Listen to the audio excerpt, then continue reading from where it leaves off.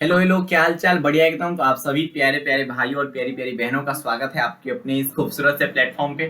तो बच्चे सोच रहे हैं कि मास्टर आज का पढ़ाने जा रहे हो, तो देखिए आज क्लास 12 फिजिक्स का जो पहला का चैप्टर है ना, जिसका नाम है विद्युत आवेश तथा विद्युत क्षेत्र, उसको तो पढ़ा भी देंगे। ठीक है, पढ़ा भी देंगे और साथ में शॉर्ट नोट्स भी दिया जाएगा आपको। मतलब शॉर्ट नोट्स नहीं बोलना चाहिए, नोट्स ही रहेगा, प्रॉपर नोट्स मिलेगा। ठीक है, यहाँ पे क्या करना है, बच्चे सोच रहे हैं कि ठीक है जब आप नोट्स दे दीजिएगा तो हम नोट्स से भी पढ़ के तो कर सकते हैं। देखिए अगर सिर्फ आप नोट्स पढ़िएगा ना तो उस हद तक नहीं समझ में आएगा। ठीक है, अगर आप सिर्फ नोट्स पढ़िएगा तो उस हद तक नहीं समझ में आएगा। साथ में अगर आप ये वीडियो देखते हो उसके बाद उस नोट्स का रिवीजन करते हो तो यहाँ तो सब कुछ समझ में आ जाएगा। उसके बाद नोट्स पढ़िएगा तो सब कुछ क्रिस्टल क्लियर हो जाएगा। अगर सिर्फ नोट्स सोचोगे मास्टर नोट्स हम पढ़ के रिवीजन कर लेंगे तो होगा, ठीक है, थोड़ा बहुत हो सकता है, लेकिन पूरा प्रॉपर वे से क्लियर नहीं हो पाएगा। तो आपको क्या करना है कि अब ये वीडियोस देखनी है। ठीक है, जितने वीडियोस आ रहे हैं उस वीडियोस को देखनी है। उसके बाद आपको जो नोट्स मिलेंगे उस नोट्स को अच्छे ढंग से रिवाइज कर लेना है, नोट्स अच्छा ढंग से बना लेना है। ठीक है, तो ये क्रैश कोर्स सीरीज का है। ठीक है, ज्यादा हम लोग गहराई में नहीं जाएंगे। जो जो इंपोर्टेंट टॉपिक्स है, जैसे आज क्या है, आज हम 3 टॉपिक पढ़ाने जा रहे हैं। ठीक है, आज के इस वीडियो में विद्युत आवेश तथा उसके गुण क्या है, आवेशित करने के प्रकार क्या होते हैं, कूलम्ब्स का नियम क्या होता है। तो इसमें दो इंपोर्टेंट है, विद्युत आवेश तथा गुण, इस पर थोड़ा डिटेल में बताएंगे। आवेशित करने के प्रकार जो है वो मुंह से बोल देंगे, क्या क्वेश्चन उससे नहीं पूछा जाता है। उसके बाद कूलम्ब्स का नियम, यहाँ से क्वेश्चन पूछा है तो उसको थोड़ा डिटेल में बता देंगे। लेकिन आवेशित करने का प्रकार उतना इंपॉर्टेंट नहीं, तो हाँ इसको बता देंगे कि ये होता है। ठीक है, जो इंपॉर्टेंट है उस पर ध्यान देंगे। जहां से ऑब्जेक्टिव बनेगा उसको ऐसे ऐसे बना के ऑब्जेक्टिव बता देंगे। देखो यहाँ से ऑब्जेक्टिव, यहाँ से ऑब्जेक्टिव, यहाँ से ऑब्जेक्टिव, और यहाँ से ऑब्जेक्टिव, यहाँ से ऑब्जेक्टिव। ठीक है, मतलब क्या है कि जो जो इंपॉर्टेंट टॉपिक्स है वो तो कवर करेंगे ही करेंगे, ना करने का सवाल ही नहीं है। ठीक है, तो ये क्रैश कोर्स सीरीज है, बिहार बोर्ड क्लास 12 का जो फिजिक्स है उसका क्रैश कोर्स सीरीज है। इसी टाइप से हर एक सब्जेक्ट के वीडियोस आते रहेंगे। ठीक है, हर एक चैप्टर्स के वीडियो धीरे धीरे आते रहेंगे। तो हो सकता है कि वन शॉट ना हो। ठीक है, एक वीडियो में पूरा खत्म नहीं कर पाए क्योंकि कुछ रीजन बस हमें आधा घंटा के अंदर खत्म करना पड़ता है। लेकिन हाँ 2-3 पार्ट बन सकता है, क्या उससे ज्यादा नहीं बनेगा, 2-3 पार्ट बनेगा, उससे ज्यादा नहीं बनेगा। तो चलिए हल्का जो वीडियो है उस वीडियो में क्या क्या पढ़ते हैं, तो ध्यान से सुनिएगा और समझिएगा क्या क्या पढ़ना है। पहला विद्युत आवेश क्या होता है, उनके गुण क्या होता है, आवेशित करने के प्रकार क्या होते हैं, कूलम्ब्स का नियम क्या होता है। तो पहले हम विद्युत आवेश तथा उसके गुण को पढ़ लेते हैं पहली का स्लाइड में।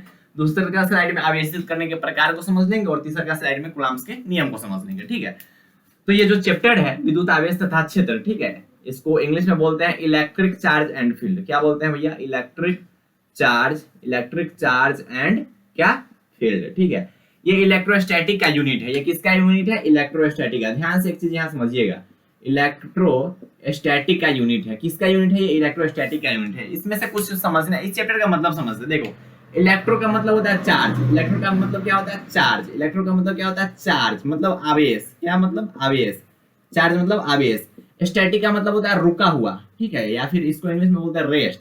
मतलब क्या हुआ कि हमें पढ़ना है किसके बारे में भैया, चार्ज के बारे में। अरे कितना बारे में पढ़ना है, चार्ज के बारे में पढ़ना है। और कब पढ़ना है, तब चार्ज जब रुका हुआ रहेगा, चार्ज जब रेस्ट रहेगा, आराम आराम कर रहा होगा, सोया हुआ कहीं पे, तो उस वक्त हम जब चार्ज का स्टडी करेंगे, ठीक है, तो उसको क्या बोलेंगे, इलेक्ट्रोस्टैटिक। और ये इलेक्ट्रोस्टैटिक का यूनिट है विद्युत आवेश तथा क्षेत्र, जिसको कि इंग्लिश में इलेक्ट्रिक चार्ज एंड फील्ड कहते हैं। तो अगर बात हुई इलेक्ट्रोस्टैटिक की, ठीक है, तो इलेक्ट्रोस्टैटिक का ये पहला जो यूनिट है इलेक्ट्रिक चार्ज एंड फील्ड, इसमें हमें चार्ज के बारे में पढ़ना है। किसके बारे में, चार्ज के बारे में। सब कुछ चार्ज से ही होगा। और कब क्या पढ़ना है कि रेस्ट में होना चाहिए। चार्ज कहाँ होना चाहिए, रेस्ट में होना चाहिए, मतलब रुका हुआ फॉर्म में होना चाहिए। मतलब अगर इलेक्ट्रोस्टैटिक आपसे कोई परिभाषा पूछे कि बताओ ना इलेक्ट्रोस्टैटिक में क्या पढ़ते हैं, तो अगर तुम अंग्रेज हो तो इंग्लिश में बोलेंगे the study about charge at rest. ठीक है, मतलब क्या हुआ कि हमें आवेश के बारे में पढ़ाई करनी है जब वो आवेश क्या होना चाहिए, रेस्ट में होना चाहिए, तो उसको बोलेंगे इलेक्ट्रोस्टैटिक। अब इस चैप्टर का मतलब समझते हैं। ठीक है, अब देखिए चैप्टर का नाम ही है विद्युत आवेश तथा विद्युत क्षेत्र। तो हमें ये चीज तो जानना हो कि भैया ये विद्युत आवेश होता क्या है। ठीक है, विद्युत आवेश चैप्टर का नाम है, तो बताओ हमको कि विद्युत आवेश क्या होता है। आप यो बोले हो कि हाँ कि आवेश जब रुका हुआ रहेगा तो उसको हम इलेक्ट्रोस्टैटिक का यूनिट मानेंगे। तो आवेश होता क्या है, विद्युत आवेश क्या होता है। तो विद्युत आवेश का डिफिनेशन बोल सकते हैं कि यह किसी वस्तु का वह गुण होता है। ठीक है, यह किसी वस्तु का गुण होता है जिसके कारण, ठीक है, या फिर जिसके वजह से, या फिर जिसके उपस्थिति में किसी वस्तु के ऊपर कौन सा फोर्स लगेगा, इलेक्ट्रोस्टैटिक फोर्स लगेगा। कौन सा फोर्स लगेगा, इलेक्ट्रोस्टैटिक फोर्स। क्यों इलेक्ट्रोस्टैटिक फोर्स लगेगा, कहा कि इलेक्ट्रॉन द्वारा फोर्स लगाया जा रहा है, मतलब चार्ज द्वारा फोर्स लगाया जा रहा है। ठीक है, देखो ग्रेविटी द्वारा जो फोर्स लगता है उसको ग्रेविटेशनल फोर्स बोलते हैं। ठीक है, चार्ज द्वारा जो फोर्स लगाया जाएगा उसको क्या बोलेंगे, इलेक्ट्रोस्टैटिक फोर्स। तो यह क्या होता है, एक गुण होता है। ठीक है, किसी वस्तु के अंदर एक गुण होता है। जैसे तुम्हारे अंदर एक गुण होगा जो किसी को देखते 2-3 थप्पड़ मार दोगे, ठीक है, तो वो तुम्हारा क्या है, एक प्रॉपर्टीज है। ठीक है, उसी टाइप से इस आवेश के अंदर एक गुण होता है। कौन सा गुण होता है कि अगर अगल बगल देखेगा ना किसी चार्ज को तो ओकरा ऊपर बल लगाने लगेगा। ठीक है, जैसे ही देखेगा कि यहाँ भी पॉजिटिव है यहाँ भी पॉजिटिव है तो दोनों में बल लगा के दोनों को दूर फेंक देगा। ठीक है, अब दूर फेंकेगा पास आएगा क्या होगा वो आगे का बात है, ठीक है। लेकिन विद्युत आवेश के बारे में यही समझना है कि यह किसी वस्तु का क्या होता है, गुण होता है, जिसके वजह से या फिर जिसके कारण से या फिर जिसको उपस्थिति में कोई वस्तु दूसरे वस्तु के ऊपर क्या लगाएगा, इलेक्ट्रोस्टैटिक फोर्स लगाएगा। मतलब ये हुआ कि जहां पे चार्ज रहेगा वहां पे बल लगेगा भैया, हाँ बल लगेगा।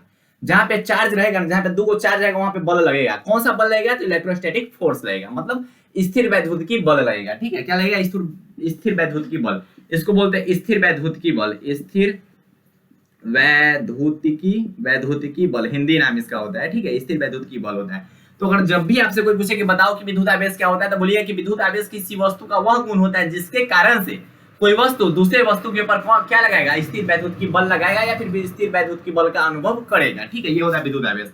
अब देखिए इसे Q द्वारा सूचित किया जाता है, विद्युत आवेश को Q द्वारा सूचित किया जाता है। देखो किसी न किसी चीज का अपना होता है ना रूप रंग, जैसे तुम्हारा नाम है ना कुछ, अरे तुम आदमी हो, ठीक है, तुम इंसान हो, लेकिन तुम्हारा नाम है ना, तुमको किस नाम से सूचित किया जाता है, जैसे तुम्हारा नाम, मेरा नाम केटी, तो हमको केटी बोलेगा सब। तो उसी टाइप से तुम्हारा नाम होगा, तो उसी टाइप से चार्ज को ना क्यू से सब बोलता है। क्यू मतलब क्या होता है, चार्ज होता है, तो चार्ज को क्यू से सब जानता है, ठीक है। चार्ज का नाम क्या होता है, क्यू होता है, ठीक है। इसका ऐसा ही मात्रा क्या होता है, कूलाम्ब होता है, ठीक है। इसको किस रूप में मापा या तोला जाता है, तो कूलाम्ब में, ठीक है। इसको तोलने की बात नहीं करेंगे, मतलब इसका मेजरमेंट कूलाम्ब में किया जाता है। जब भी चार्ज बोला जाएगा तो बोलेगा कि 2 कूलाम्ब, 4 कूलाम्ब, 20 कूलाम्ब, ऐसे बोलेगा, ठीक है। यहाँ से ऑब्जेक्टिव आ सकता है, यहाँ से ऑब्जेक्टिव आ सकता है कि चार्ज का ऐसे ही मात्रा क्या होता था, बोलिए कूलाम्ब, जिसको कि नॉर्मली सी से डिनोट करते हैं। एक इलेक्ट्रॉन पे कितना चार्ज होता है और एक प्रोटॉन पे कितना चार्ज होता है, तो जितना चार्ज इलेक्ट्रॉन पे होता है उतना ही चार्ज प्रोटॉन पे होता है। फिर से बोलिए भैया, देखो जितना चार्ज इलेक्ट्रॉन पे होता है उतना ही चार्ज क्या होता है, प्रोटॉन पे होता है। लेकिन एक पॉजिटिव में होता है, एक नेगेटिव में होता है। इलेक्ट्रॉन नेगेटिव में होता है, प्रोटॉन पॉजिटिव में होता है। तो इलेक्ट्रॉन पे कितना चार्ज होता है ये भी पूछा जाता है, ये भी पूछा जाएगा ऑब्जेक्टिव में कि भैया इलेक्ट्रॉन पे चार्ज कितना होता है, तो इलेक्ट्रॉन पे कितना चार्ज होता है, -1.6 × 10⁻⁻19 कूलम्ब, ठीक है।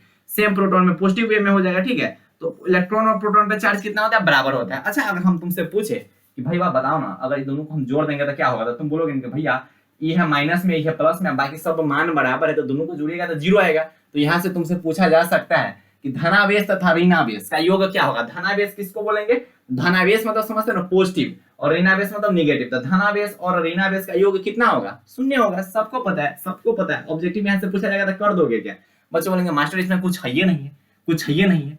इलेक्ट्रॉन और प्रोटॉन पे चार्ज क्या समान होता है क्या, हाँ समान होता है, एक पॉजिटिव होता है एक नेगेटिव होता है, लेकिन आवेश क्या होता है, दोनों पे समान होता है। इलेक्ट्रॉन और प्रोटॉन पर आवेश समान होता है। इतना क्लियर है क्या, इतना क्लियर बच्चों, मास्टर सब कुछ क्लियर है, सब कुछ क्लियर है। अब देखिए अगर कोई वस्तु है ना, अगर कोई वस्तु है उससे अगर इलेक्ट्रॉन निकाल देंगे, ठीक है। देखो चार्ज मतलब इलेक्ट्रॉन, चार्ज मतलब क्या, इलेक्ट्रॉन का इधर उधर करेंगे, ठीक है। चार्ज को इधर उधर फेंकने का मतलब इलेक्ट्रॉन लेके फेंक दो, ठीक है। जैसे मान लो कि ई है, ठीक है, ई है, ठीक। इससे अगर हम ना इलेक्ट्रॉन निकाल के बाहर फेंक देंगे ना, इससे अगर इलेक्ट्रॉन निकाल के बाहर फेंक देंगे, इसका मतलब क्या हम समझते हैं, ध्यान से देखो, ध्यान से। इससे अगर इलेक्ट्रॉन निकाल के हम बाहर फेंक दिए, इसका मतलब क्या है, एक पास बहुता था ना, एक पास बहुता था, हम निकाल के बाहर फेंक दिए, ये तब भी पॉजिटिव रहेगा, इसको फर्क नहीं पड़ता है। ये अमीर था पहले से, ठीक है, ये पहले से क्या था, अमीर था। जब ये पहले से अमीर है, इसमें से निकाल के एक आध को बाहर फेंकियो देंगे तो ये अमीर ना रहेगा, गरीब होगा क्या, नहीं ना होगा। तो अगर तुमसे कोई पूछा जाएगा यदि किसी वस्तु से इलेक्ट्रॉन निकल रहा है तो वस्तु क्या होगा, बोला धनावेशित होगा। यदि किसी वस्तु से इलेक्ट्रॉन निकला तो वस्तु क्या होगा, धनावेशित होगा। अच्छा अगर इसी वस्तु में बाहर से इलेक्ट्रॉन लेकर रख देंगे, ठीक है, इसका मतलब एक पास कुछ ना कुछ कमी रहा होगा, तब ना हम एक्स्ट्रा कोई आदमी लाएंगे। अरे जब तक कमी नहीं रहेगा तब तक दूसरा आपके पास तुम क्या ला जाओगे, और दूसरा को क्या लाओगे अपना जिंदगी में, कुछ ना कुछ कमी रहता है तब ना खोजने जाते हो, कहेंगे लेके आओ रखो यहाँ पे। तो उसी टाइप से अगर इसके अंदर कोई ना कोई कमी था ना, ठीक है, मतलब ये ऋणावेशित है, ऋणावेशित है मतलब इलेक्ट्रॉन लेके इसमें रख दिए, इसका मतलब ये क्या हो गया, ऋणावेशित हो गया। तो ये चीज ध्यान में रखिएगा, यदि किसी वस्तु से इलेक्ट्रॉन निकल रहा है इसका मतलब वो वस्तु क्या हो गया, धनावेशित हो गया, धनावेशित होता है, ठीक है, धनावेशित हो जाएगा। यदि किसी वस्तु से इलेक्ट्रॉन निकलेगा तो वस्तु क्या हो जाएगा, धनावेशित। यदि किसी वस्तु के अंदर इलेक्ट्रॉन आएगा इसका मतलब पहले से गरीब रहा होगा, गरीब होने का मतलब क्या होता है, ऋण, निगेटिव, ठीक है, इसको बोलेंगे निगेटिव, ठीक है, निगेटिव, इसको बोलते हैं पॉजिटिव, धनावेशित को बोलते हैं पॉजिटिव, इसको बोलते हैं निगेटिव। तो यदि किसी वस्तु से इलेक्ट्रॉन निकल रहा है इसका मतलब वो पॉजिटिव आदमी है, ठीक है, पॉजिटिव है, पहले से अमीर है, इस कारण वो फेंक दे रहा है इधर उधर, जाओ कोई फर्क नहीं पड़ता। और दूसरा कोई है बोल रहा है कि भाई हम पहले से गरीब है, हमको दो और हमको और चाहिए, तो वो क्या हो जाएगा, ऋणावेशित हो जाएगा, ठीक है। अगर कोई पूछ दे कि आवेश कई गो होता है, आवेश का प्रकार क्या होता है, तो पहले आप देखो सब कुछ पढ़ लिए, उसके बाद हम तुमको बता रहे हैं कि आवेश का प्रकार। सब बोलेगा मास्टर यही तो बोले हो कि वो पॉजिटिव होता है, वो निगेटिव होता है, वो धनावेशित होता है, वो ऋणावेशित होता है। अगर तुमसे कोई पूछ दे ना, अगर जिंदगी में कोई तुमसे पूछ दे कि आवेश के कितने प्रकार होते हैं, तो बोल देना कि वो धनावेशित होता है, ऋणावेशित होता है। धनावेशित को पॉजिटिव चार्ज बोलते हैं और ऋणावेशित को निगेटिव चार्ज बोलते हैं। इतना चीज समझ में आ रहा है। ऋण आवेशित को इलेक्ट्रॉन से सूचित करते हैं, धन आवेशित को प्रोटॉन से सूचित करते हैं। इतना ध्यान में रखना है, इससे ज्यादा ध्यान में नहीं रखना है आवेश के प्रकार में, ठीक है। तो ये हो गया आवेश का प्रकार। अब आवेश के गुण होते हैं, ठीक है, यहाँ से क्वेश्चन पूछे जा सकते हैं। अब क्वेश्चन क्या क्या पूछे जाएंगे, तो आवेश के जो गुण होते हैं उस गुण को थोड़ा डिटेल में पढ़ते हैं। इधर मिटा रहे हैं, ठीक है। कोई बोलेगा कि मास्टर लिखने तो दो, अरे हम बोले ना कि तुमको मिल जाएगा, ठीक है, तुमको नोट्स मिल जाएगा, चाहे हो तो तुम्हें पॉज करके छाप सकते हो, या फिर तुमको नोट्स हम दे देंगे, क्या टेंशन ले रहे हो, जिंदगी में टेंशन नहीं लेगा, ठीक है। अब देखिए प्रॉपर्टीज ऑफ चार्ज की अगर बात किया जाए तो चार्ज के क्या क्या गुण होते हैं, तो जितने भी गुण है ये सब इंपॉर्टेंट है, जितने भी गुण है वो सब इंपॉर्टेंट है। सबसे इंपॉर्टेंट इसमें संरक्षण है, जो बार बार पूछा जा सकता है, ठीक है, बार बार पूछा जाता है कि विद्युत आवेश के संरक्षण से क्या समझते हैं, या फिर संरक्षण सिद्धांत से आप क्या समझते हैं, ठीक है। तो हम लाइन बाय लाइन सबको देखेंगे। पहला प्रॉपर्टी क्या बोल रहा है, पहला नंबर प्रॉपर्टी क्या बोल रहा है, दूसरा मार्कर लेने दो। पहला नंबर प्रॉपर्टी बोल रहा है कि सजातीय आवेश एक दूसरे को प्रत्याकर्षित करते हैं तथा विजातीय आवेश एक दूसरे को आकर्षित करते हैं। सजातीय का मतलब क्या होता है, ध्यान से सुनिएगा। सजातीय सजातीय सजातीय और विजातीय क्या होता है, विजातीय। सजातीय और विजातीय क्या होता है, सजातीय मतलब होता है समान, ठीक है, सजातीय मतलब क्या होता है समान, और विजातीय मतलब क्या होता है अलग अलग, ठीक है, अलग अलग अलग अलग अलग अलग। अरे विजातीय नाम से पता चला अलग अलग जाति का विजातीय, ठीक है। तो समान अगर होता है ना, समान आवेश, तो एक दूसरे को क्या करता है, प्रत्याकर्षित। एक आकर्षित होता है, दूसरा प्रत्याकर्षित होता है। आकर्षित का मतलब होता है आकर्षण होना, ठीक है। प्रत्याकर्षित का मतलब होता है दूर फेंकना। जैसे अगर यहाँ पे पॉजिटिव चार्ज है ना, और यहाँ पर भी पॉजिटिव चार्ज है, तो एक दूसरे से दुश्मनी करेगा, ठीक है, गया भाग के यार तू जा। अगर ये है ना बॉय है और ये भी बॉय है, तो एक दूसरे की बात मानता है कि अरे तुम अपने दोस्त की कोई बात बोलोगे, देख भाई तू अच्छा नहीं कर रहा है, ठीक है, इससे काम अच्छा नहीं है, तो बोलेगा तो हमको समझाएगा। यही होता है, ठीक है। अगर ये पॉजिटिव है ये भी पॉजिटिव है, तो एक दूसरे की बात नहीं मानेगा, दोनों अलग अलग भागेगा। अगर ये निगेटिव है ये निगेटिव है, अगर ये है ना गर्ल, ठीक है, और ये भी गर्ल है, ठीक है, तो ये भी एक दूसरे को महान आत्मा समझते हैं, ठीक है। ये बोलेगा क्या हमको तुमसे मतलब नहीं, बोलेगा हमको तुमसे मतलब नहीं।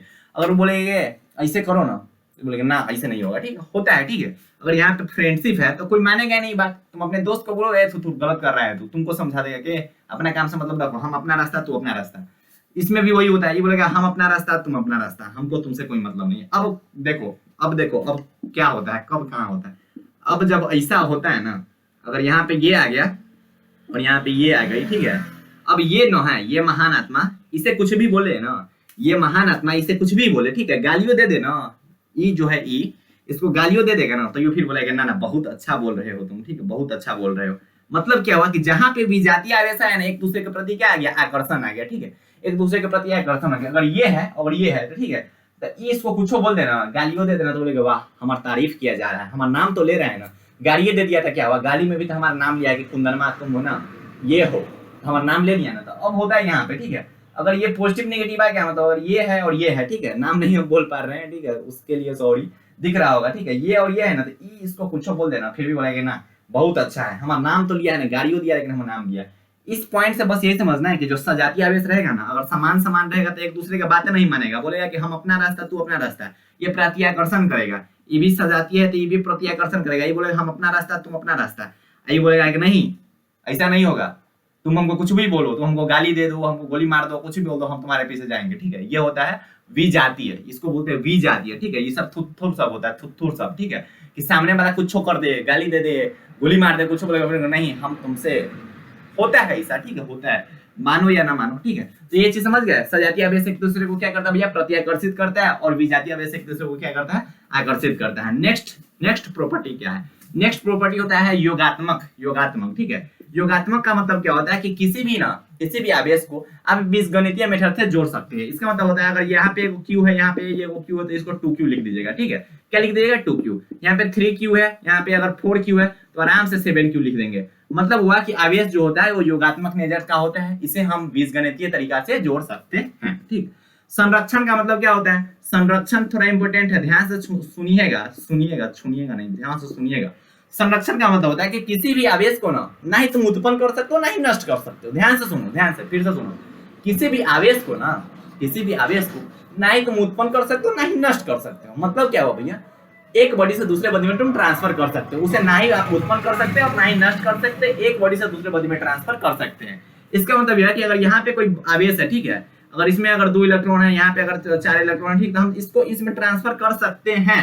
लेकिन ऐसा नहीं कि अगर ये अकेला है 2 इलेक्ट्रॉन तो यहाँ पे अकेले हम 4 इलेक्ट्रॉन बना देंगे बिना कुछ किए, नहीं, और ना इसको नष्ट कर सकते हैं, ठीक है। संरक्षण सिद्धांत का मतलब यही होता है कि किसी भी आवेश को, ध्यान से सुनो, यहीं पे याद हो जाएगा, किसी भी आवेश को ना ही हम उत्पन्न कर सकते हैं और ना ही नष्ट कर सकते, बस एक बॉडी से दूसरे बॉडी में क्या कर सकते हैं, ट्रांसफर कर सकते हैं। तो इसी को बोलते हैं संरक्षण का सिद्धांत। ठीक है, ये थोड़ा इंपॉर्टेंट है, इससे बहुत बार क्वेश्चन पूछा जा चुका है। ठीक है, 2 मार्क्स वाला क्वेश्चन बहुत बार पूछा जा चुका है। ठीक है, संरक्षण का सिद्धांत। क्वांटाइजेशन भी पूछा जा चुका है। क्वांटाइजेशन का मतलब क्या होता है, क्वांटीकरण। क्वांटाइजेशन का मतलब होता है कि जो आवेश होता है ना, आवेश वो हमेशा ना औकात में रहेगा। ठीक है, औकात में रहने का मतलब 2 electron, 4 electron, 5 electron, 7 electron, 10 electron, 20 electron, ऐसा नहीं बोलेगा कोई क्या 1.5 electron, 1.25 electron, 0.25 electron, 2.5 electron, 2.3 electron, ऐसा नहीं हो सकता। ठीक है, 2.5 इलेक्ट्रॉन कोई बोलेगा, बोलना कि ना हो, ये नहीं सकता। 2 इलेक्ट्रॉन हाँ होगा, 7 इलेक्ट्रॉन हाँ होगा, 7.1 इलेक्ट्रॉन नहीं होगा। इसका मतलब क्या होगा कि क्वांटाइजेशन फॉर्म का होता है कि जो चार्ज जो होता है ना Ne के फॉर्म में होता है। ठीक है, जहां n जो होता है वो इंटीजर होता है। इंटीजर का मतलब समझते हो ना, 1 2 3 4 5 जो भी रहेगा सब क्या है, इंटीजर है। पॉइंट के फॉर्म में नहीं रहेगा, पॉइंट के फॉर्म में चार्ज नहीं रहेगा। अगर पॉइंट के फॉर्म में कहीं दिया हुआ है तो वो गलत दिया हुआ है, गलत दिया हुआ है। मतलब इसी को बोलते हैं क्वांटाइजेशन सिद्धांत की चार्ज जो हमेशा रहेगा ना Ne के फॉर्म में रहेगा। किस फॉर्म में रहेगा, Ne के फॉर्म में, जहां n क्या रहता है, इंटीजर रहता है। 1 2 3 4 5 6 7 8 9 10 कुछ भी हो सकता है। 2.5 भी नहीं होगा, 2.4 ही नहीं होगा, कुछ भी नहीं हो सकता है। इसका मतलब भैया 1 इलेक्ट्रॉन पे चार्ज होता है -1.6 इंटू 10⁻⁻19 कूलम। हाँ बोले हाँ बिल्कुल होता है। तो क्या 3.2 इंटू 10⁻⁻19 कूलम संभव नहीं है? हम बोले संभव है। अब कोई बोलेगा कैसे संभव है, तो हम बोले कि देखो एक इलेक्ट्रॉन पे इतना चार्ज होता है, अगर तुम इसको 2 से गुना कर दोगे तो 2 इलेक्ट्रॉन पे कितना चार्ज आ जाएगा, 3.2 इंटू 10⁻⁻19 कूलम। ठीक है, अगर यहाँ पे 3 इलेक्ट्रॉन से गुना करोगे तो क्या होगा, 4.8 इंटू 10⁻⁻19 कूलम। अच्छा, क्या यहाँ पे 3.6 इंटू 10⁻⁻19 कूलम होगा? बच्चे बोलेंगे नहीं होगा। कहा कि कितना से गुना किए हो यार, इसमें अगर तुम 1 से गुना कर दोगे तो इतना ही रह जाएगा, 2 से गुना करोगे मतलब 2 ही चार्ज निकल जाएगा, 3 से गुना करो तो 3 ही चार्ज निकल जाएगा। लेकिन ई कहां से आएगा, 3.6 तो होता ही नहीं है, मतलब 3.16 के बाहर आएगा, कुछ भी होगा। ठीक है, 16 के बाहर आएगा, 1.6 है ना, यहाँ 16 32 48 64 80 कुछ भी हो सकता है, लेकिन ऐसा ना बोला 3.6 ये सब नहीं हो सकता, ये पॉसिबल ही नहीं। तो ये क्या हुआ, प्रॉपर्टीज ऑफ चार्जेस। ठीक है, जिसमें संरक्षण का सिद्धांत सबसे इंपॉर्टेंट है और क्वांटाइजेशन भी इंपॉर्टेंट है। ठीक है, ये चीज समझ में आ गया। तो नेक्स्ट क्या पढ़ने जा रहे हैं भैया, आवेशित करने के प्रकार। तो पहला हम पढ़ लिए विद्युत आवेश तथा उसके गुण, खत्म। अब पढ़ने जा रहे हैं आवेशित करने के प्रकार। क्या किसी वस्तु को आवेशित करना है तो उसको 3 तरीका से हम लोग आवेशित कर सकते हैं। ठीक है, अरे होता है ना किसी को गुस्सा दिलाना है, होता है ना कि जो गांव देहात में झगड़ा होता है बोलता है कि आवेश में आके ये चीज हो गया है। ठीक है, हम ना मतलब गुस्सा में आके हम ये चीज कर दिए। तो सेम उसी टाइप से होता है ना, चार्ज का भी होता है कि अगर किसी भी वस्तु को हमको आवेशित करना है, मतलब किसी भी वस्तु को अगर चार्ज करना है तो 3 तरीका से कर सकते हैं। ठीक है, क्या करते हैं, 3 तरीका से कर सकते हैं। पहला तरीका सुनिएगा, थोड़ा ये फनी टाइप का हो सकता है लेकिन ध्यान से सुनिएगा। पहला तरीका है फ्रिक्शन। ठीक है, जिसको बोलते हैं घर्षण, रगड़ने से। रगड़ने से मतलब ये होता है कि मान लो अगर कोई इंसान है, ठीक है, कोई इंसान है, मान लो कोई इंसान है, ठीक है, कोई इंसान है, तो तुम डायरेक्ट जाके इसको बढ़िया से मार पीट दो। ठीक है, रगड़ उगड़ दो बढ़िया से दीवार वाले में। ठीक है, तो अभी आवेशित हो जाएगा। ठीक है, पहले से कोई इंसान खड़ा है वहां पे, ठीक है, और तुमको उसको आवेशित करना है, मतलब तुमको उसको गुस्सा में रहना है, तो जाके 2-4 हाथ मार दो, रगड़ उगड़ दोगे दीवार में, मुंह धोकर रगड़ उगड़ दोगे तो आवेशित हो जाएगा ना। तो इसको बोलते हैं घर्षण। ठीक है, जिसको बोलते हैं रगड़ने से। क्या बोलते हैं, रगड़ने से। यदि किसी वस्तु को, ठीक है, यदि किसी वस्तु को, जैसे इसका एग्जांपल फिजिक्स का एग्जांपल ये नहीं है। ठीक है, फिजिक्स का एग्जांपल नहीं होता है कि थुथुनवा लेके दीवार में रगड़ दो, फिजिक्स का नहीं होता है। फिजिक्स का एग्जांपल ये होता है यदि किसी रेशम के, ठीक है, यदि किसी कांच के छड़ को अगर रेशम से रगड़ा जाएगा ना, यदि किसी कांच के छड़ को रेशम से रगड़ा जाएगा तो वो कांच का छड़ जो रहता है वो क्या होता है, उस कांच के छड़ में क्या आता है, आवेश आ जाता है। पहले से आवेश नहीं रहता है, लेकिन जैसे उसको रगड़ा जाता है ना तो वो क्या आ जाता है, आवेश आ जाता है। एक चीज और समझाते हैं, मेरे पास यहाँ पे एक चीज है, देखो देखो ध्यान से देखो, ये है, ठीक है, बचपन में सब इसका यूज। अब बचपन में प्रैक्टिकल ऐसा किया होगा, पता था ना, बाल में कंघी वगैरह मार लेते थे। ठीक है, बाल में कंघी मारने के बाद उसके बाद एगो पेपर फाड़ के नीचे रख लेते थे, उसको उठा के बोलते थे देखो जादू। छोटका बच्चा से हम लोग ऐसे ही करते थे, जादू देखे जादू, ऐसे ऐसे कर लिए बढ़िया से अच्छा से। ठीक है, और उसके बाद इसमें जब आ जाता था, ठीक है, उसके बाद यहाँ पे पेजवा फाड़ लेते थे तंगा को, उसके बाद बोलते थे कि देखो यहाँ से ना उठ रहा है, ठीक है, यहाँ से उठ रहा है, बाल में बढ़िया से रगड़ के, बाल में बढ़िया से रगड़ लेंगे, उसके बाद पेपर फाड़ के रख देते थे और उसको दिखाते थे देखो यहाँ पे उड़ रहा है। ठीक है, जादू दिखा रहे, जादू, यहाँ पे जादू हो रहा है, जादू हो रहा है। अरे कुछ जादू नहीं है, ये घर्षण का मेथड है, ये फिजिक्स के घर्षण का मेथड है, ये कुछ जादू है ही नहीं, कोई जादू नहीं है, फिजिक्स के घर्षण का ये मेथड है। ठीक है, तो पहले का क्या होता है, रगड़ने से। मतलब क्या हुआ कि यदि किसी वस्तु को रगड़ दीजिएगा ना, जैसे कांच का अगर है छड़, उसको रेशम से अगर रगड़ दीजिएगा तो क्या हो जाएगा, आवेशित हो जाएगा। और देहाती भाषा में अगर हम तुमको समझाए तो कोई इंसान खड़ा है, ठीक है, कोई इंसान खड़ा है और उसको आवेशित करने का मतलब गुस्सा दिलाना। ठीक है, आवेशित करने का मतलब गुस्सा देना। यदि कोई इंसान खड़ा है जाके तू बढ़िया से मुंह धो कर रगड़ तो बढ़िया से दीवार बनो, तू 4 थप्पड़ मार दो, आवेशित हो जाएगा, गुस्सा में आएगा ना, आएगा कि ना गुस्सा में, को बोलेगा कि नहीं आएगा गुस्सा में, हमारा पावर है, हमारा चलता है, हम अहिरान है, हमारे गांव में चलता है। अरे वो सब बात छोड़ो, लेकिन होगा ना, गुस्सा में आएगा ना, भले वो तुम्हारे सामने कुछ नहीं बोलेगा लेकिन गुस्सा में आएगा, उसको कहेगा कि चल मिल, बाहर मिल बताते हैं। तो ये हो गया फ्रिक्शन मेथड, ठीक है, जिसमें क्या किया हम किसी को बंदा को बढ़िया से रगड़ दिए, ठीक है, रगड़ दिए तो ये आवेशित हो गया, ठीक है, इसको बोलते हैं फ्रिक्शन मेथड, ठीक है, इसको क्या बोलते हैं फ्रिक्शन मेथड, रगड़ दिए, ठीक है, क्या किया रगड़ दिए। दूसरा का क्या चालन, जिसको बोलते हैं कंडक्शन, ठीक है, इसमें क्या होता है टच में लाने से, ठीक है, टच में लाने से, किसी वस्तु को टच में लाने से क्या करते हैं उसको आवेशित कर देते हैं, तो उसको क्या बोलते हैं चालन मेथड। इसका मतलब क्या होता है, फिजिक्स की अगर भाषा में देखा जाए तो देखिएगा, ये मान लो कि ये कोई वस्तु है, ठीक है, जो कि पहले से उदासीन है, उदासीन का मतलब इसमें कोई चार्ज नहीं है, मतलब चार्ज इलेक्ट्रॉन प्रोटॉन दोनों बराबर है, न्यूट्रल बॉडी है, इसका मतलब क्या होता है न्यूट्रल बॉडी। अब हम क्या किए, यहाँ पे रॉड लिया है, क्या लिया है, दी है रॉड, और रॉड पे क्या चार्ज है, पॉजिटिव चार्ज है, ठीक है, रॉड पे कौन सा चार्ज है, पॉजिटिव चार्ज है, रॉड पे कौन सा चार्ज है, पॉजिटिव चार्ज है, रॉड पे कौन सा चार्ज है, पॉजिटिव चार्ज। इस रॉड को जब इस उदासीन वस्तु में टच करवाएंगे ना, टच करवाएंगे, क्या कराएंगे, टच करवाएंगे, सटा देंगे यहाँ पे, ठीक है, टच करवाएंगे, तो जैसे ही टच करवाएंगे ना इस उदासीन वस्तु में, जैसे ही यहाँ पे टच करवाएंगे ना, अरे टच करवा दो, हाँ, जैसे ही टच करवाएंगे ना तो उदासीन वस्तु के अंदर भी क्या आ जाएगा, पॉजिटिव चार्ज आएगा। मतलब क्या हुआ कि जब हम किसी भी उदासीन वस्तु में किसी भी धनावेशित या फिर ऋणावेशित मतलब आवेशित वस्तु को टच में लाते हैं, ठीक है, आपस में संपर्क में लाते हैं, तो वो जो उदासीन वस्तु रहता है वो क्या हो जाता है, आवेशित हो जाता है, किसके कारण, इस आवेशित रॉड के कारण, ठीक है। इसका मतलब ये भी हो सकता है कोई डंडा, अब देखो कोई इंसान है यहाँ पे खड़ा है, ठीक है, देखो ध्यान से, देहाती एग्जांपल कम हियर, इधर देखो, कोई यहाँ पे बंदा है जो पहले से खड़ा है, एकदम शांत है, एकदम शांत, ठीक है, एकदम शांत है, न्यूट्रल है, मतलब ये उदासीन है, क्या है, उदासीन है। और तुम क्या किए हो ना कि तुम आए हो यहाँ पे, ठीक है, तुम क्या किए, यहाँ पे आए हो, पहले देख रहे थे इसको शांत से आराम से, देखते डंडा है तुम्हारे हाथ में, ठीक है, डंडा, ठीक है, और डंडा के बाद क्या होता है, डंडा पॉजिटिव ना होगा, मारोगे किसी को तो गुस्सा देवे नहीं करेगा, और तुम क्या किए ना कि बगल में एक डंडा धो के बढ़िया से माथा पे मार दिए, ठीक है, माथा पे एक डंडा मार दिए तुम क्या किए, उस डंडा को उस आदमी के टच में लाए हो ना, अरे उस डंडा को उस आदमी के टच में लाए, पहले क्या में तो तुम धो के मुड़ी रगड़ दिए हो, तो वो आवेशित हो गया। दूसरा क्या मैं क्या किया, बगल में जाके खड़ा हो गया, देख रहे बहुत शांत आदमी है, शांत आदमी ने धो के बढ़िया से बना देते, तुम क्या किए, डंडा लेकर मार दिए माथा पे, ठीक है, डंडा लेके क्या किया, माथा पे मार दिए, जैसे डंडा वाले तुम माथा पे मारोगे, दूसरा का जो होगा वो क्या हो जाएगा, आवेशित हो जाएगा, गुस्सा में आ जाएगा। अब जब गुस्सा में आएगा तो उसके बाद होगा महाभारत, महायुद्ध होगा, उसके बाद तुम उसका मुंह फोड़ोगे, तुम्हारा मुंह फोड़ेगा, बात यही होता है, ठीक है। तो इसको बोलते हैं कौन सा मेथड भैया, इसको कौन सा मेथड बोलते हैं, चालन, जिसको बोलते हैं चालन, जो कंडक्ट करवाया जाता है, ठीक है, आपस में टच में लाने पे। अब डंटावा मारोगे उसको तो टच में ना आएगा, कोई बोलेगा कि ना दूर से फेंक के मारेंगे, वो भी हो जाएगा, वो कंडक्शन में होगा, मतलब क्या होगा, ऐसे इंडक्शन नहीं होना चाहिए, क्योंकि उसमें टच कर जाएगा। अब इंडक्शन में क्या होता है, ध्यान से सुनिएगा, इसको बोलते हैं प्रेरण। इसमें क्या होता है, बिना टच किए हुए किसी वस्तु को हम आवेशित कर देते हैं, ये कैसे होगा, ये होता है। अब जनरल लाइफ में हम बताएं तो देखो, जनरल लाइफ में बताते हैं, हम हैं, मान लो तुम हो, ठीक है, तुम हो, तुम्हारा एक दोस्त है, ठीक है, तुम 3 दोस्त हो, क्या है, तुम 3 दोस्त, रवि है, सुंदरम है, महेश है, मान लेते हैं, सॉरी, रवि है, सुंदरम, महेश, 3 को, ठीक। रवि सुंदरम को बोला कि महेश बड़ा ना बेकार बच्चा है, ठीक है, रवि किसको बोला, सुंदरम को बोला कि महेश बड़ा बेकार बच्चा है। अब सुंदरम जाके महेश को बोल दिया, ठीक है, सुंदरम क्या बोल दिया, महेश को, ये रविया बोल रहा था ना तू बड़ा खंचर है, तुमसे हम लड़ेंगे, तुमको मारेंगे, पीटेंगे, यू करेंगे, ठीक है, ये सुंदरम बोल दिया किसको, महेश को। अब देखो झगड़ा किससे होगा, क्या महेश और सुंदरम से लड़ेगा ना, रवि से महेश लड़ेगा, ठीक है, महेश को कौन आवेशित कर दिया, बीच में क्या जिससे लड़ाई होना था, क्या रवि बीच में आया है, रवि नहीं आया, बीच में कौन आया, सुंदरम आया, ठीक है, लेकिन झगड़ा किस में हो जाएगा, महेश में और किस में, रवि में हो जाएगा। रवि सुंदरम को बोला कि महेश भाई जाके पीटेंगे बढ़िया से, ठीक है, बहुत पीटेंगे, बहुत मार मारेंगे। अब महेश को बोल दिया कौन, रवि, सॉरी सुंदरम जाके फिर बोल देगा महेश भाई तुमको ऐसे बोल रहा था। अब लड़ाई किस में हो गया, महेश में और किस में, देखो ध्यान से देखो, इस समझने में दिक्कत हो रहा है, यहाँ और यहाँ, ठीक है, ये है रवि, ठीक है, ये है सुंदरम और ये है महेश। रवि ना सुंदरम को बोला कि महेश भाई जाके बहुत पीटेंगे, ठीक है, बहुत पीटेंगे उसको, बहुत पीटेंगे।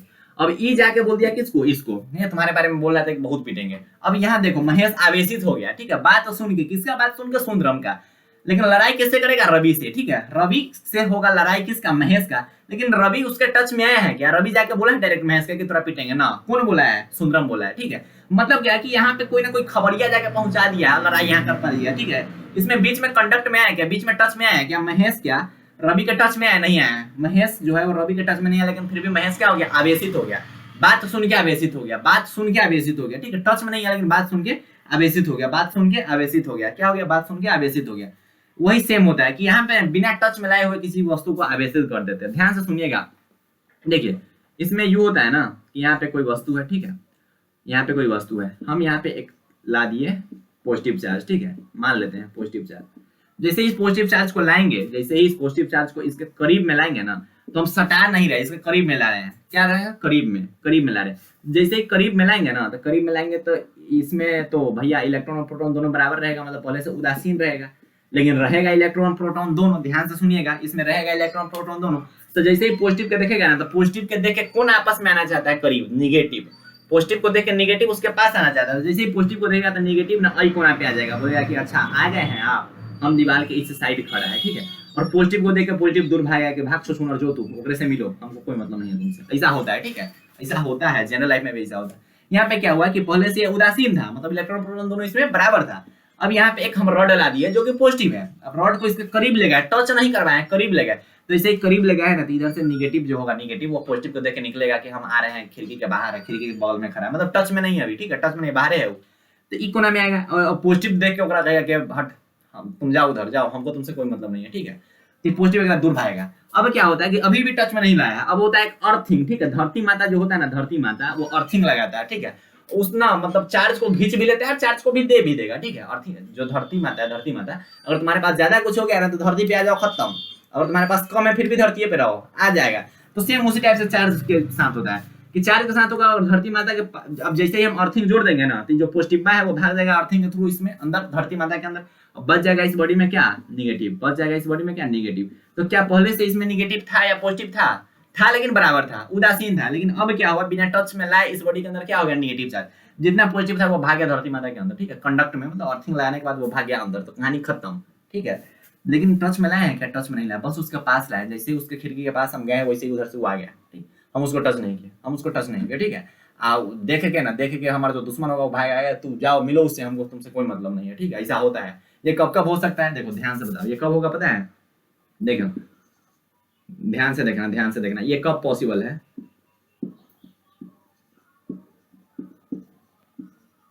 तीनों में कब होता है, जब ई ना इसके पास जाएगा, तो ई जो है ई, ठीक है, ये क्लास से दुश्मनी कर, जाओ तुम उधरे रहो, हमको तुमसे कोई मतलब नहीं है। सेम उसी टाइप का यहाँ पे कहानी है, ठीक है, कि अगर ये है ना, ये ठीक, ये जैसे इसके पास क्या है ना, तो ई तो है एक पास आ जाएगी, ठीक है, और ई भागेगा जो कि जाओ हमको तुमसे कोई मतलब नहीं है, ठीक है। मतलब ये पॉजिटिव जो है, ये पॉजिटिव जो है ई एक से दुश्मनी करेगा कि तुम जाओ, हमको तुमसे कोई मतलब नहीं। सेम इसको कंडक्शन मेथड बोलते हैं, ध्यान में समझ में आ गया, सॉरी इंडक्शन मेथड बोलते हैं। इसमें क्या आता है कि बिना टच के किसी वस्तु को हम आवेशित कर देते हैं, उसको इंडक्शन मेथड बोलते हैं। यदि किसी वस्तु को अगर टच में लाके हम करेंगे, किसी को एक आध डंडा धर देंगे ना पास में जाके, तो उसको बोलेंगे कंडक्शन मेथड। और यदि किसी को ढक रगड़ देंगे बढ़िया से, तो उसको बोलेंगे फ्रिक्शन या फिर घर्षण मेथड बोलेंगे। तो ये हमारा आवेशित करने का प्रकार भी खत्म हो गया, ठीक है। अब है कूलम्ब्स का नियम। जो कूलम्ब्स लॉ क्या होता है इसके बारे में जानते हैं। देखिए, तो कूलम्ब्स लॉ जो होता है बहुत ज्यादा इंपॉर्टेंट है, ठीक है, बहुत ज्यादा इंपॉर्टेंट है। अगर कूलम्ब्स का नियम जो है वो बहुत ज्यादा इंपॉर्टेंट है। इस टॉपिक का अगर सबसे इंपॉर्टेंट कुछ होगा तो कूलम्ब्स लॉ ही जो होता है सबसे इंपॉर्टेंट होता है।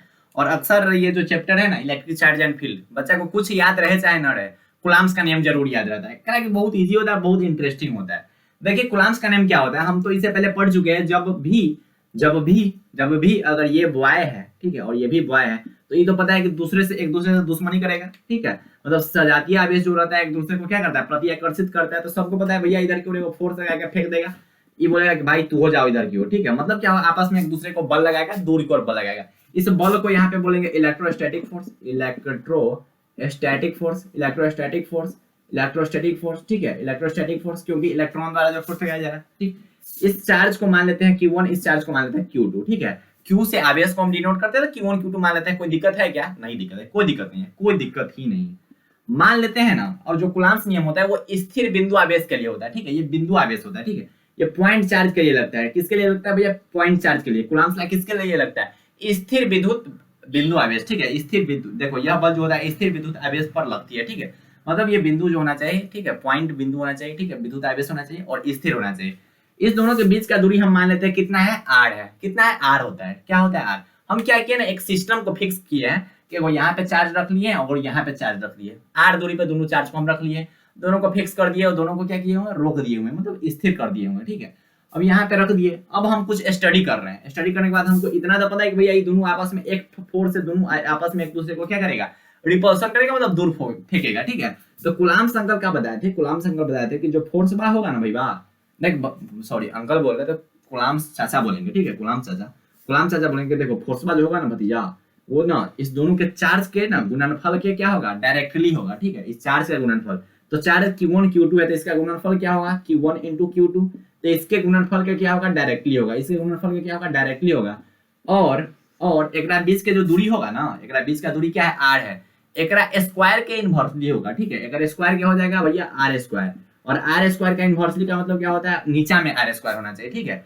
तो ये फोर्स जो होता है वो किसके इनवर्सली होता है, आर स्क्वायर के क्या होता है, इनवर्सली होता है। ये कौन बोले थे, कुलाम्स जी बताए थे, ठीक है, कुलाम्स चाचा बताए थे कि जो फोर्स होगा ना, फोर्स इस दोनों के बीच अगर ऐसा तुम फिक्स करते हो ना, ऐसा सिस्टम, तो इस सिस्टम का जो फोर्स आ रहा है वो फोर्स दोनों आवेश के गुणनफल के बराबर है, ठीक है, मतलब डायरेक्टली है, और इसके बीच का जो दूरी है ओकरा स्क्वायर के इनवर्सली है, ठीक है। अच्छा, अगर इतना लिखा गया हुआ है तो क्या ये दोनों को हम अगर एक साथ लिखते हैं मर्ज करके, तो क्या हम यहाँ लिख सकते हैं F जो होगा डायरेक्टली होगा Q1 के, Q2 के, और साथ में आर स्क्वायर के इनवर्सली होगा, हम यहाँ पे लिख दिए। अब हमको इस साइन हटाना है, तो जब भी डायरेक्टली प्रोपोर्शनल या फिर इनवर्सली प्रोपोर्शनल साइन हटाते हैं, इनवर्सली प्रोपोर्शनल साइन नहीं मतलब डायरेक्टली प्रोपोर्शनल साइन हटाते हैं, तो उसके जगह पे हम किसी भी कांस्टेंट को लेते हैं। तो यहाँ पे जो कांस्टेंट हम लेते हैं उस कांस्टेंट को के बोलते हैं, ठीक है। तो यहाँ पे एक कांस्टेंट लेते हैं, मतलब ये जो साइन हटाना है ना, इस साइन हटाने के लिए हम अपना से किसी न किसी को लाएंगे, ठीक है। अरे किसी को जब हटाना रहता है, ठीक है, तो एक वो कहलाते हैं ना कि ठीक है चलो तुम आ जाओ, अब इसको साइड करना, निकलो तुम यहाँ से, खत्म तुम्हारा कहानी, हमारा हमको तुमको जरूरत है ये नहीं है। तो सेम इसी टाइप से होता है कुलाम्स लॉ में कि हमको हटाना है डायरेक्टली साइन को, जैसे ही डायरेक्टली साइन को हटाना है वो नयका को लेके आएंगे। तो नयका क्या होता है, के होता है, तो के Q1 Q2 divide by are square, ठीक है, के Q1 Q2 divide by are square, यही होता है कुलाम्स लॉ। के का जो वैल्यू होता है 1/4 पाई एप्सिलॉन नॉट भी होता है, क्या होता है 1/4 pi epsilon not.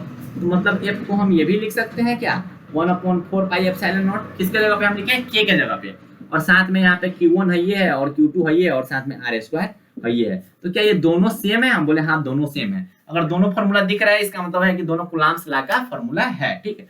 Coulomb's law क्या बताए थे, फिर से बता रहा हूँ, ध्यान से सुनो, ध्यान से सुनना, बच्चों मास्टर ध्यान से सुन तो रहे हैं। कुलाम्स लॉ बताए थे कि देखो दो गो बिंदु आवेश है, ठीक है, दो गो बिंदु आवेश है, ओकरा नाम Q1 चार्ज है वो पर Q2 चार्ज रख दिए, ठीक है, वो दोनों को r दूरी पर रख दिए है। उसके बाद हम देखना चाहें कि अब देखो जहां पे आवेश रहेगा, शुरू में बताया था कि जहां पे आवेश रहेगा वहां पे बल लगेगा। अब यहाँ पे क्या बल लगेगा, कितना बल लगेगा, ठीक है, उसी बल को निकाले थे कौन, कुलाम्स जी, ठीक है। अगर ऐसा सिस्टम रख दिया जाए तो इस पे कितना बल लगेगा, ठीक है, उसी बल को कौन निकाले थे, कुलाम्स, उसी बल को कौन निकाले थे, कुलाम्स निकाले थे। कुलाम्स जी क्या बताए थे कि अगर दो गो आवेश रखा गया हो तो बीच में कितना बल लगेगा, तो उसी बल को कौन निकाले थे भैया, कुलाम्स जी निकाले। तो कुलाम्स जी जो बल निकाले थे वो बोले कि अगर ऐसा रखा गया हुआ है ना, तो दोनों आवेश के गुणनफल के डायरेक्टली होगा और उसके स्क्वायर के इनवर्सली होगा, किसके, डिस्टेंस के। अब इसको हमको हटाना है तो इसके जगह पे हम के रख दिए। इस के का वैल्यू होता है, के का वैल्यू ये भी होता है 9 × 10⁹ newton metre square by coulomb square, ठीक है। के को हम ये भी लिख सकते हैं। के का नाम ये कांस्टेंट है, ठीक है, ये कांस्टेंट है, लेकिन अगर यहाँ इलेक्ट्रोस्टैटिक पढ़ रहे हैं तो इसको बोलेंगे इलेक्ट्रोस्टैटिक कांस्टेंट, ठीक है। इस के को क्या बोलते हैं, इलेक्ट्रोस्टैटिक कांस्टेंट, ठीक है, इलेक्ट्रोस्टैटिक कांस्टेंट यहाँ पे बोलते हैं, ठीक है। तो ये कूलम्ब्स लॉ यही है, कूलम्ब्स लॉ। अगर कूलम्ब्स लॉ के बारे में लिखना है तो वो आपको जो नोट्स मिलेंगे उसमें अच्छे ढंग से लिखा गया हुआ है कि इस नियम के अनुसार, ठीक है, इस नियम के क्या लिखा गया, इस नियम के अनुसार दो स्थिर बिंदु आवेश के बीच लगने वाला आकर्षण या फिर प्रतिआकर्षण बल दोनों आवेशों के परिणामी क्या भैया, परिणामी गुणनफल के बराबर होगा, और इसके व्युत्क्रमानुपाती, ये सब दिया गया होगा, ठीक है। आपको जो मिलेगा उसमें देख के लिख देना, ठीक है। मतलब ये समझ में आ गया कूलम्ब्स लॉ, समझ में आ गया। अब इसका जो मिलेगा नोट्स में कुछ अच्छे ढंग से लिखा गया, तुम अपने ढंग से भी लिख सकते हो। इसमें एक चीज और होता है, इसे समझिए कि यह बल जो होना चाहिए वो दोनों आवेशों के बीच का जो लाइन है ना, लाइन, ठीक है, लाइन ऑफ ज्वाइनिंग के बीच लगता है, मतलब इस दोनों के बीच को, लाइन को जो जोड़ रहा है इसके बीच में लगता है बल, ठीक है। हम देख रहे हो ना, यहाँ पे लगा है। ये आकर्षण भी हो सकता है, प्रतिआकर्षण, यहाँ पे प्रतिआकर्षण, यहाँ पे निगेटिव रख देंगे तो आपस में अट्रैक्ट करेगा। यह बल क्या होना चाहिए कि स्थिर बिंदु आवेश पर लगती है, ठीक है। एप्सिलॉन नॉट का वैल्यू होता है 8 × ये सब इंपॉर्टेंट है, ठीक है, ऑब्जेक्टिव है, अरे ऑब्जेक्टिव है इसलिए यहाँ पे ऐसे करके लिखा गया हुआ है, ये सब देख लीजिएगा, सब क्या है, ऑब्जेक्टिव है, ये भी पूछा जाता है बार बार। अब थोड़ा हम पढ़ते हैं ना कि इसका वेक्टर फॉर्म पढ़ते हैं, इसका क्या पढ़ते हैं भैया, वेक्टर फॉर्म, इसका वेक्टर फॉर्म पढ़ते हैं। इसका वेक्टर फॉर्म क्या होता है, कूलम्ब्स नियम का सदिश निरूपण क्या होता है, वो चीज इंपॉर्टेंट होता है, पूछा जाता है कभी कभी कि कूलम्ब्स लॉ का सदिश निरूपण बताइए। हम बोले कि ठीक है बिल्कुल बताएंगे, क्यों नहीं बताएंगे भाई। तो चलो देखते हैं कूलम्ब्स लॉ। इतना समझ में आ गया कूलम्ब्स लॉ, अरे समझ में आ गया बच्चों, हाँ मास्टर समझ में आ गया कि दो स्थिर बिंदु आवेश के बीच में लगने वाला जो बल होगा वो उसके चार्ज के गुणनफल के डायरेक्टली होगा और उसके बीच के दूरी के क्या होगा, इनवर्सली होगा। इतना समझ में आ रहा है। अब देखो, अब अगर बात किया जाए कि मान लो यहाँ पे हम पॉजिटिव चार्ज लिख लिए और यहाँ पर भी पॉजिटिव चार्ज रख लिए, अब हम वेक्टर का यूज करते हैं। सबको पता है कि भैया जब भी वेक्टर लगाते हैं तो उसमें क्या लगता है, डायरेक्शन लगता है। जब भी वेक्टर लगाते हैं, देखो इसको क्या पढ़ते हैं, ए वेक्टर। क्लास 11 पढ़े हो? कोई बोला कि ना पढ़े हैं, पक्का नहीं पढ़े होगे, ठीक है। तो ये ए वेक्टर हो गया, ठीक है। अगर कोई वेक्टर है ना, अगर कोई वेक्टर है तो उसको अगर तोड़ेंगे ना, तो पहला तो परिमाण होता है और साथ में उसका क्या होता है भैया, दिशा होता है। परिमाण होता है और साथ में क्या होता है, दिशा होता है। किसी भी वेक्टर का अगर दिशा बताना होता है तो उसके ऊपर कैप लगा देते हैं, A cap, B cap, C cap, इस तरीका से उसका दिशा बताते हैं। ये इसको बोलते हैं परिमाण, इसको बोलते हैं परिमाण, और इसको क्या बोलते हैं, दिशा बोलते हैं, ठीक है। इसको बोलते हैं दिशा, ठीक है। अब यहाँ पे देखो, अब हम उस वक्त से निकाले थे तो सिर्फ परिमाणे ना आया था। हम तुमको बोले थे क्या कि कूलम्ब्स लॉ का जो बल है वो इधर की ओर लग रहा है, उधर की ओर लग रहा है, हम नहीं बताते, सिर्फ तुमको हम क्या बताते हैं, परिमाण बताते हैं, दिशा नहीं बताते। अब हम वेक्टर फॉर्म में पढ़ते हैं, ठीक है। किस फॉर्म में पढ़ते हैं, वेक्टर फॉर्म में। तो जब वो वेक्टर फॉर्म में पढ़ेंगे तो हमको क्या, दिशा भी बताना होगा, बताना तो होगा, बिल्कुल बताना होगा। तो जब दिशा बताना है तो अब देखो, अब खेला होगा। खेला क्या होता है, सेम वैसे ही रखना है, ठीक है। सेम वैसे ही बिंदु आवेश को रखना है, ठीक है। लाइन ऑफ ज्वाइनिंग के अलावा रखना है। इसको Q1 मान लेना है, इसको Q2 मान लेना है, इसको Q1 मान लेना है, इसको Q2 मान लेना है, ठीक है।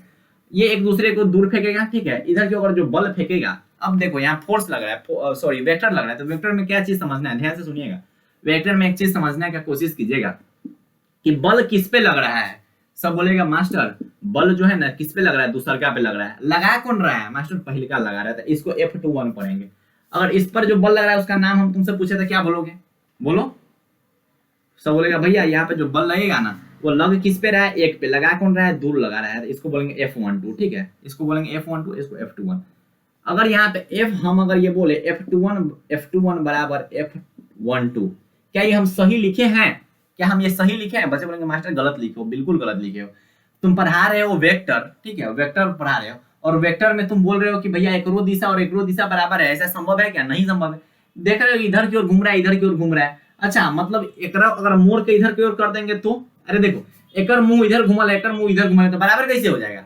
वेक्टर आता है तो उसमें दिशा से मतलब होता है, इसमें दिशा अलग अलग तो बराबर नहीं होगा। इसका मतलब क्या हुआ कि इसको अगर मोड़ के उधर में घुमा देना, इसको अगर मोड़ के ऐसे घुमा देंगे, इसका मतलब तब बराबर होगा। तो जब किसी वेक्टर को उल्टा मोड़ दोगे ना, उल्टा, तो आगे माइनस साइन लग जाता है। अगर इस दोनों को हमको बराबर लिखना है ना, इस दोनों को बराबर लिखना है, तो ए के सामने माइनस साइन लगा देंगे तो हम इसको बराबर लिख सकते हैं, ठीक है। इसको बोलते हैं ऋणात्मक सदिश, नेगेटिविटी ऑफ वेक्टर। मतलब ये हुआ कि इसको हम क्या कर दिए भैया, इसको क्या कर दिए, उल्टा कर दिए, ऐसे कर दिए। तो जब ऐसे कर देंगे तो एकरो मुंह इधर मुंह में घुमा ले, एकरो मुंह इधर मुंह में घुमा ले, ठीक है। दोनों के बीच का जो फोर्स बराबर होगा, दिशा भी बराबर है, इसका मतलब ये दोनों आपस में बराबर है। इसको माइनस ऑफ F12 वेक्टर पढ़ेंगे, ध्यान से समझिएगा। इतना समझ में आ रहा है? मुझे मास्टर बिल्कुल समझ में आ रहा है।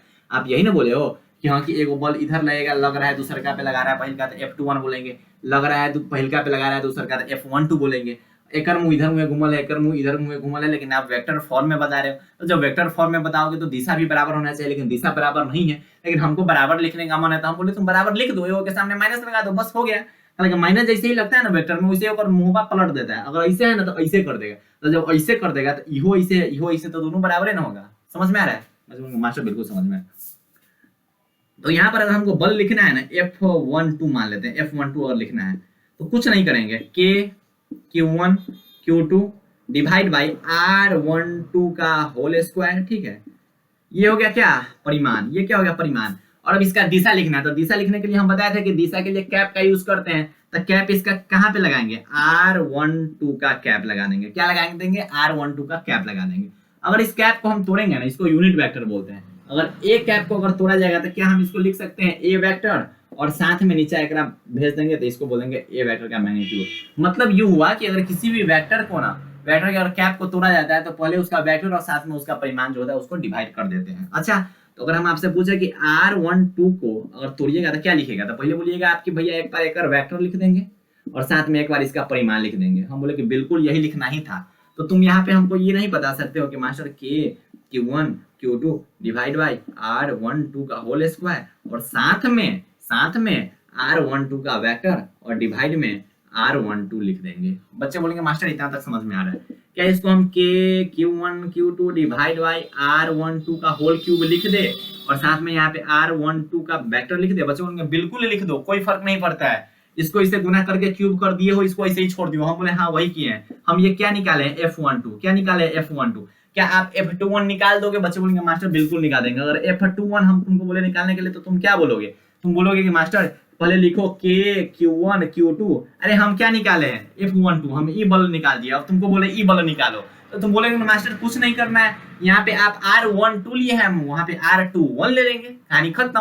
पहले तो हम परिमाण लिखेंगे, तो परिमाण तो इतना ही ना लिखेंगे, परिमाण तो इतना ही लिखेंगे। और परिमाण जब हो गया तो इसका दिशा लिखना है, तो दिशा ऐसे ही ना लिखते हैं, ऐसे ही ना दिशा लिखते हैं। दिशा लिखने का मतलब क्या होता है? कैप लगा देना, टोपी लगा देना। जैसे ही टोपी लग जाता है वैसे ही दिशा हो जाता है। तो अब इस टोपी को तुमको तोड़ना है, तो टोपी को आराम से तोड़ देगो ना। एक बार वेक्टर लगा दो, एक बार इसका मैग्नीट्यूड लिख दो, ठीक है। तो ऊपर वेक्टर आ जाएगा, तो K Q1 Q2 divide by R21 का होल क्यूब आ जाएगा, और साथ में R21 वेक्टर आ जाएगा। बच्चे बोल रहे हैं कि मास्टर बिल्कुल सही। अच्छा, हम तुमसे पूछ रहे हैं K बराबर Q1 बराबर Q2 बराबर, ये मैग्नीट्यूड बराबर, ये मैग्नीट्यूड बराबर। अंतर कितना का है? ये बोल रहा है हम इधर की ओर जाएंगे, ठीक है, ये क्या है 1 2। ये बोल रहा है हम इधर की ओर जाएंगे, वो बोला है हम उधर की ओर जाएंगे। मतलब क्या हुआ? परिमाण से मैं दिशा अलग अलग है। तो जब दिशा अलग अलग है, अगर एक के सामने हम माइनस साइन लगा देंगे तो क्या इसको और इसको बराबर लिख सकते हैं? बच्चे बोलेंगे बिल्कुल लिख सकते हो, बिल्कुल लिख सकते हो। तो कहानी खत्म। बच्चे बोलेंगे बिल्कुल खत्म, कुछ है नहीं है। तो ये होता है वेक्टर फॉर्म, ठीक है। वेक्टर फॉर्म तो सदिश निरूपण। आपको जो नोट्स मिलेगा उसमें अच्छे ढंग से दिया गया होगा, ठीक है। यहाँ पे आपको समझा दिया गया, लेकिन अच्छे ढंग से वहां पे दिया गया होगा। ये चीज समझ में आ रहा है? ये चीज समझ में आना चाहिए कि दोनों बल बराबर ही होगा, बस उसका दिशा विपरीत होगा। तो ये कूलम्ब्स लॉ का क्या हो गया भैया? वेक्टर फॉर्म हो गया। तो कूलम्ब्स लॉ से अगर क्वेश्चन पूछा जाएगा वेक्टर फॉर्म में कैसे होता है, तो कुछ ना, पहले परिमाण लिखना, परिमाण लिख दिए। तो अगर वेक्टर फॉर्म में पूछ रहा है तो वेक्टर में क्या होता है? परिमाण और दिशा दोनों होता है। तो पहला बार तो तुम सिर्फ परिमाण लिखे हो, परिमाण लिख दियो तो सामने दिशा भी तो लिखना होगा ना। तो दिशा लिखने के लिए क्या करोगे? जो पोजीशन वेक्टर रहता है ना, ये पोजीशन वेक्टर, ये R जो है ना, ये पोजीशन वेक्टर होता है। अब यही दिशा बताएगा। ये दिशा कैसे बताएगा? ये अगर R है ना, R यहाँ पे 21 लिख देंगे, इसका मतलब इधर की ओर इसका दिशा बता रहा है। अगर R12 लिख देंगे तो इधर की ओर ये दिशा बता रहा है। मतलब दिशा का काम कौन करेगा? R12 या फिर R21। अगर यहाँ पे R21 है तो यहाँ पे भी F21 लिखना है। अगर यहाँ पे R12 है, यहाँ पे भी क्या लिखना है? F12 लिखना है, ठीक है। F12 R12 यहाँ पे F12। इसे थोड़ा ध्यान में रखिएगा। हम कुछ नहीं किए, परिमाण हम पहले का कूलम्ब्स लॉ से लिख दिए हैं, ठीक है। कूलम्ब्स यहाँ पे R के जगह पे सिर्फ चेंज करना है। जितना F12 निकाले तो यहाँ पे R12 लिख देंगे, R हटा के, ठीक है। अब यहाँ पे पहले लिख दिए, उसके बाद हम इसका दिशा लगा दिए, दिशा कैप से लगा दें, ठीक। अब इस कैप को तोड़ने के बाद हमको पता है कि ए वेक्टर बराबर ए का मैग्नीट्यूड और साथ में ए का दिशा होता है। इस दिशा को निकालेंगे तो ए का वेक्टर साथ में उसका मैग्नीट्यूड हो जाएगा। सेम ऐसे ही तोड़ के हम इतना निकाल दिए, ठीक है। अगर आपसे कोई पूछ दे कि बताओ कूलम्ब्स लॉ में फोर्स जो होता है क्या ये सही है? तुम बोलोगे बिल्कुल सही, कि आर क्यूब के इनवर्सली होता है। आर क्यूब के क्या होता है? इनवर्सली होता है। आर क्यूब के इनवर्सली होता है। अगर नॉर्मल फॉर्म में बोलेंगे तो फोर्स जो होता है आर स्क्वायर के इनवर्सली होता है। कूलम्ब्स लॉ में इसके इनवर्सली होता है और नॉर्मल फॉर्म में इसके इनवर्सली, वेक्टर फॉर्म में, ठीक है। देख लिए ना, देख लिए, खत्म। तो ये भी तीसरा का पॉइंट भी खत्म हो गया। तो आज के इस वीडियो में हम लोग क्या क्या पढ़ लिए? विद्युत आवेश, ठीक है। विद्युत आवेश के गुण क्या क्या होते हैं वो भी हम लोग पढ़ लिए, ठीक है। आवेशित करने के प्रकार कितने होते हैं और कैसे कैसे हम आवेशित कर सकते हैं वो भी पढ़ लिए। कूलम्ब्स का नियम क्या होता है वो भी पढ़ लिए। तो आपको जो अब नोट्स मिलेगा ना, उस नोट्स में से अच्छे ढंग से आप अपना नोट्स बनाइएगा, ठीक है। या फिर उसको छपा उपा के निकलवा लेना, जो तुमको अच्छा लगे, टाइम जैसे बचे वैसे तुम लोग कर लेना, ठीक है। तो और क्या है, अब इसका जो नेक्स्ट वीडियो होगा, ठीक है, 3 वीडियो, आई थिंक 3 वीडियो में पूरा विद्युत आवेश तथा विद्युत क्षेत्र खत्म हो जाएगा, ठीक है। आधा घंटा करके 3 वीडियो, मतलब 1.5 घंटे में विद्युत आवेश तथा विद्युत क्षेत्र पूरा खत्म, पूरा खत्म। आज का जो वीडियो है ना, इसमें से इससे क्वेश्चन आने का संभावना है कि विद्युत आवेश के गुण, किसी 2 गुण को लिखे, या फिर संरक्षण के सिद्धांत से आप क्या समझते हैं, कूलम्ब्स लॉ पूछा जा सकता है, ठीक है। आवेशित करने का प्रकार पूछे जाने की संभावना नहीं है, ठीक है। तो आपको जो नोट्स मिलेंगे उस नोट से आप अच्छे ढंग से नोट्स बना लीजिएगा, ठीक है। और रिवाइज बार बार करते रहिएगा। और आपको ये वीडियो कैसे लगी कमेंट सेक्शन में थोड़ा बता दो, ठीक है। उससे मेरा मनोबल बढ़ेगा कि चलो बेटा अब नेक्स्ट वीडियो बनाते हैं, ठीक है। अगला वीडियो जल्दी बनाते हैं। तो आपको ये वीडियो कैसे लगी कमेंट सेक्शन में जरूर बताइएगा, प्यारे प्यारे भाइयों और प्यारी प्यारी बहनों। गर्मी काफी ज्यादा है, पसीना देख के पता चल रहा है यहाँ की मास्टर पंखा कलाने चलाते हो। रीजन है, पंखा चलाएंगे तो साउंड में इफेक्ट आ जाएगा, ठीक है। साउंड ही गड़बड़ा जाता है, इसमें साउंड दिक्कत हो जाता है, इसलिए पंखा नहीं चला सकते। तो आपको बस पढ़ाई करनी है, ठीक है। नोट्स बनाने हैं, अच्छे ढंग से रिवाइज करनी है। तो बाय बाय, टेक केयर, जय हिंद प्यारे प्यारे भाई और प्यारी प्यारी बहनों। अब नेक्स्ट वीडियो आने वाला है, जल्दी आ जाएगा। तो बाय बाय, टेक केयर, जय हिंद, लव यू ऑल।